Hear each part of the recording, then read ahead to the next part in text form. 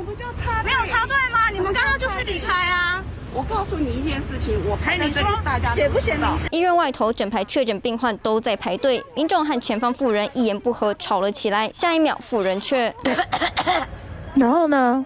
就好了嘛，我这样不是很好看吗？拉下口罩，大咳3声，让后方民众吓到，加大音量制止。妇人好生气，认为对方在找茬。他是在摄影，他是在找话题，你知道？没有啊，你先咳出来的，我刚刚都没讲话嘞。双方谁也不让谁，最后僵持不下。争吵地点就发生在台北市联合医院外头。原来排队的都是确诊者，正在领药，但前方的妇人原本离开队伍，又想再回来原位置排队，让当事人认为已经构成插队。他本来讲说他咳嗽去旁边，然后又改口说他去丢痰，他说不然那个痰要放在他身上嘛。开始态度很差，所以我后面才采取就是去录影，因为他已经就是骂到我妈妈了。适合在这个非私人的场域把口罩拿下来哈，做这样的动作，这样是很不恰当。希望民众在排队的时候哈，还是要有基本的礼仪跟秩序。虽然整排都是确诊者，但这样的行为恐怕不妥。